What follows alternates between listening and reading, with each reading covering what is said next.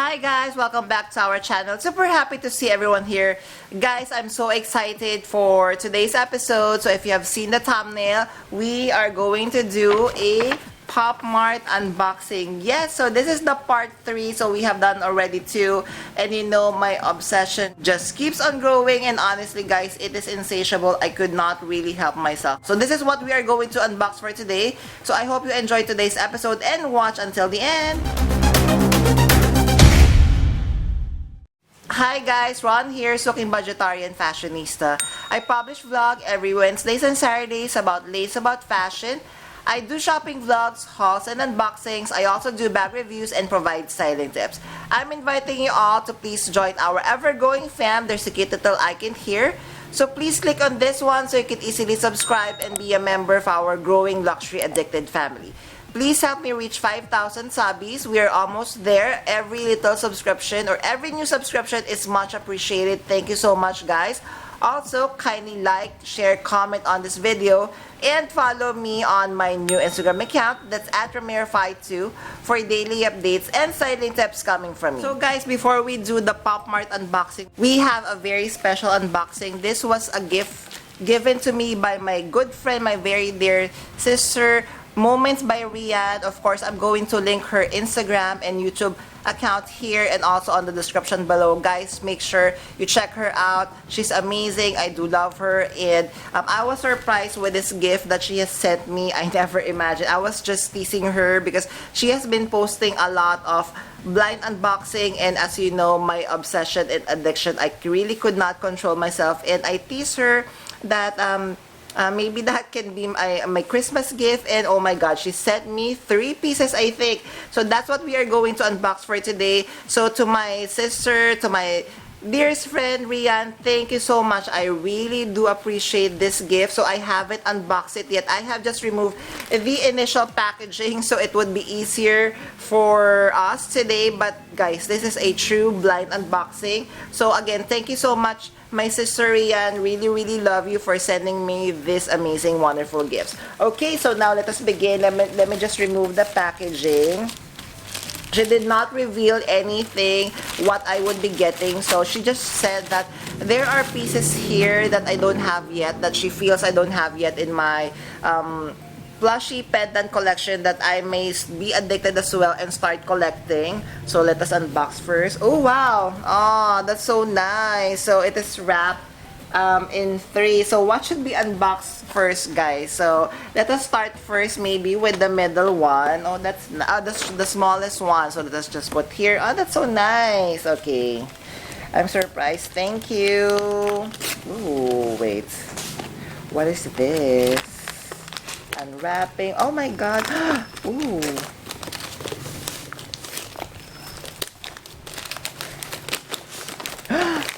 Oh wow. Ooh. Oh wow. Oh my god. Oh, this is nice. Just look, guys. So she gave me the Monster Party. I know this one. Wow. Okay. So these are the characters that we could get. Oh, wow. I was looking at this one. Actually, my friend Jenny is convincing me to purchase this. So let me just open. So, wow. So thank you. Ooh, as you know, guys, my #1 series or characters that I really wanted to collect are the Labubu's, and I'm so obsessed. I am really so obsessed with any Labubu's. Anything that I could get my hands on, definitely I would be getting them. So I'm just removing the packaging.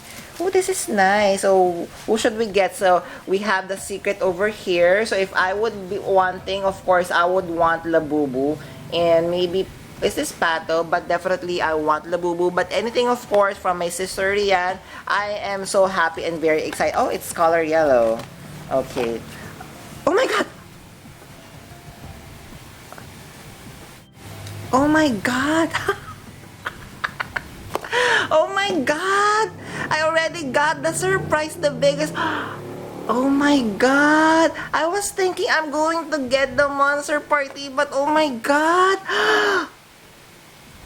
This is one of the main series that actually collecting the Crying Again series. As you know, where is the box? Oh my god, I have just unboxed this and I got oh my god, because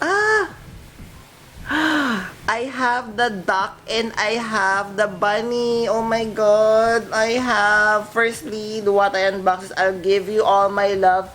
And then, she gave me ducky. Oh my god. That is such a good surprise. Oh my god. Thank you so much. Just look at them. Honestly, guys, I'm really surprised. And actually, I just purchased an acrylic version for this one. So, with my monster, later I'm going to show more. I purchased because I love using them with the acrylic. But, I can't believe this is really hard to get, guys, here in the Philippines. I've been trying to purchase this one. I was able to purchase from the restock at Popmart store January 1st. I only got one. And I knew I wanted more. Thank you so much. Thank you, my sister Rian. I really, really love it. Wow, thank you, thank you, thank you. I so love it. Yay! God, guys, that is such an amazing surprise. I never imagined that my good friend is going to give me one of my favorite Crying Again series. Again, thank you so much. I felt like I won a secret jackpot unboxing already. So now let us unbox. Of course, let us just unbox this one on top, the blue one. Actually, red is one of my favorite colors, so let's put her to last. So this one, I'm not really sure again what she gave me, but let us check. So I'm really happy with anything that she would give me because, of course, anything pendant plushie, I would really, really love them because I love them.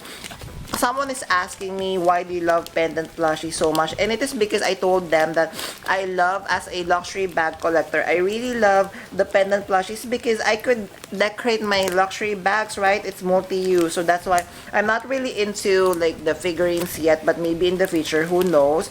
But the pendant plushies definitely is on my aisle. Is, wait, where's my cutter?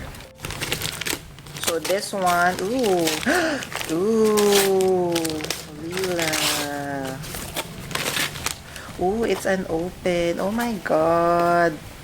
I love Leela. So guys, are you familiar with Leela? So here she is. So hopefully this video is not taking long. I actually love this series as well.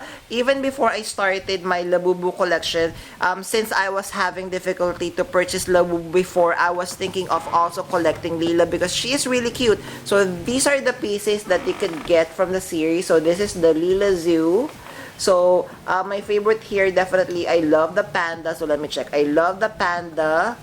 I love the brown bear. Of course, this one, and then of course the secret. The piggy, hopefully I would not get the piggy anymore because I have Juju, my Nomi pendant plushie. But let us open her. Oh, I'm so excited. Oh, this is so fresh unboxing. So okay, so let me just remove this. Oh, okay. One moment. Oh, there. Oh, okay. Wow. Wait. Oh, shit. I've seen the card, guys. Oh, I've seen the card. But let me just open for you. So, this is the packaging. So, Leela Zoo. So, 3, 2, 1. Put her here. Oh, wait. It did not open. Okay. There. Oh, wow. Oh, wow. Super nice color. Ah, she's perfect. Ah, she's the blue teddy. Her name is, so this is, we have the card. So unfortunately, I have seen the card, but that is okay. Ah, do we have the name? The name is in Chinese, so I could not see it first. So this is Leela, the blue teddy bear. This is so cute. This is the reason why I love Leela. Just look at her face, right? So comparing her to my LOOOOVE, so she is just inside her acrylic. So just look at her. They can be best friends or cousins because they're almost the same size as the macaron. And just look at her face, right? She looks like a babe, a cute little baby with cute little eyes. I love, of course, the makeup. So can we zoom her much closer? And there, just look at her eyes, right? So she is like a teddy bear, maybe a koala, a blue koala, I'm not really sure. Just look at the size of her head. It's so big, it's so huge. Okay, so we could remove this one, so I could see, we could remove it and maybe dress her up. So here we have the tag, Leela Toys. Wow, my very first Leela. Thank you. I love her. So as you can see, she's like the macaron. So you could move her arms, you could move her feet. And of course, best part is she is a pendant plushie that I could wear on my bag charm. Definitely, of course. So she gave me a hint that I don't have this in my collection. So she is correct. And I may need to start correcting Leela. Definitely, she is one of my, you know, favorite characters that I really wanted to collect. So this is a good start for my Leela collection. Yay! Alright guys, so for the next one, for the next gift, so we have the last one, last but not the least, we have the red one, my favorite color. So of course, thank you again so much for, she's very kind. Just look at this one. I wish guys I could share you her very special message. So I was really touched with her message for me that she sent in via Instagram. So she's very kind that she has to wrap everything in Christmas wrapping. So okay, just remove this. Yay, oh my god. Okay, so this one, another Leela, which I am super happy. So this is actually the Leela's Lucky Cat. So I think this is the second collection. So this is the first one. This is the first one if I'm not mistaken. Leela's Zoo. So this is the first. I love this. And of course, I also love this one, Leela's Lucky Cat. So this is what I was looking for when I was, you know, pre-Labubu stage. So here are the colors that we could get for today. So comment below guys. So if you're going to get your Leela's Lucky Cat, what color would you like? So this one I was really eyeing for, of course. You know me, I love my neutrals. I love the color gray. So I cannot read the names. I love this three. 1, 2, 3. All these neutrals. I love, of course, the black. The black cat definitely would be such an amazing surprise. I love also this. But, of course, any color would be perfect for me. So, as you can see, I already got this going on here. So, now let us unbox. So, this is from Leela Toys, and if you're not familiar, she would also come with the QR code over here, this metallic foil, so you could check the authenticity if you're going to purchase online. So this one, so now let us begin. Okay, so that's easier. Ooh, super nice. Why did I look? So here we have the packaging. So Leela's Lucky Cat. So 3, 2, 1. Okay, did I do that correctly? Again, did not. Ooh. Pretty. Oh my god, super nice. She is the same color as the Have a Seat one. I think her name is QQ. I'm going to put the photos right beside. Look at her color. It's like a mint green color. So let me check the card. So I've seen the card, but I wasn't sure of the color. I was thinking I've seen like a green color, but I'm not really sure. But I failed. So this is a mint green color. Oh, super beautiful. I really love the color. Oh, she's so cute. She looks really like a baby. And compared to this one, this is the collection one or series one. The fur of this one very soft, but yes, a little bit like a teddy bear, but this one is much softer. The fur of this one, touch the fur if you like, super soft. I think comparable, the fur of this one, if I'm not mistaken, can be compared to the Have a Seat Labubu. It's the same softness guys if you do not have any Leelas on the collection. Okay, so I've noticed the ring is a little bit smaller, but that is a non-issue. I have many rings like this that I could interchange, and she comes with this flower detail. I love flower whenever I'm designing for Maison Ramiro. I always make sure it has some flowers. And I failed to mention for the series 1, both of them, as you can see, series 1, series 2, it has this over here. So it means if you do not want to wear her as a bag charm, you could wear her as an actual accessory, maybe as a necklace or a crossbody plushie. So just attach a chain. Super cute, love her. And of course, just like with the Labubu, comparing it to my Labubu over here, so we have sesame bean, if I'm not mistaken. So they are the same size. That is why I was really interested in the first place with Leela, because just look at her.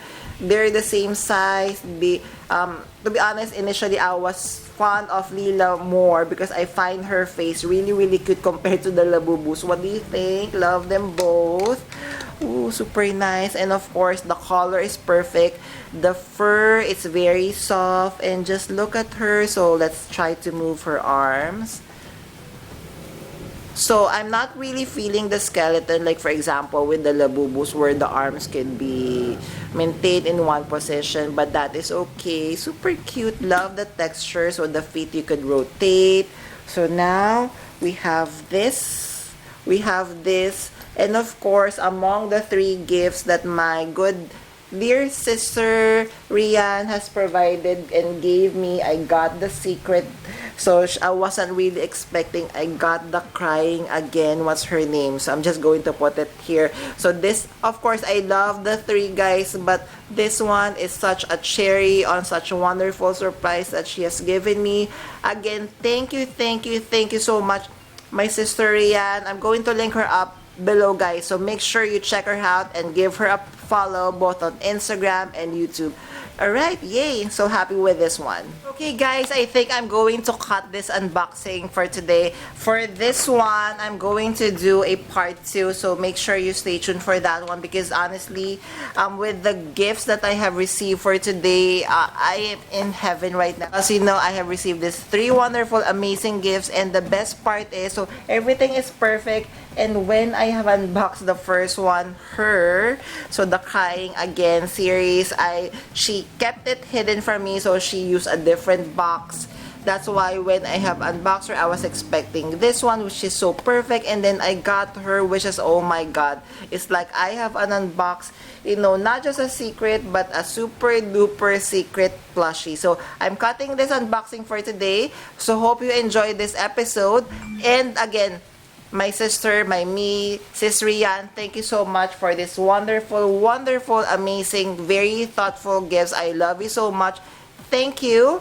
So if you have stayed until this part of this episode, kindly comment down below, are you already addicted with the pendant plushies like me, like myself? So if you love anything so far among these, kindly comment down below which is your favorite and what are you currently collecting. If you have stayed until this part of this episode, guys, kindly leave me a gift emoji. I would really appreciate it. Thank you! So before we end our episode for today, I'm inviting you all to please join our ever-growing fam. There's a cute little icon here. So please click on this one so you can easily subscribe and be a member of our growing luxury addicted family. Please help me reach 5,000 subbies. We're almost there. Also, kindly like, share, comment on this video, and follow me on my new Instagram account, that's @Ramir52, for daily updates and styling tips coming from me. A million thank you for staying with me in today's episode. I'm going to leave a couple of videos here for you to check out. We are going to see you everyone soon. Please stay safe. Bye!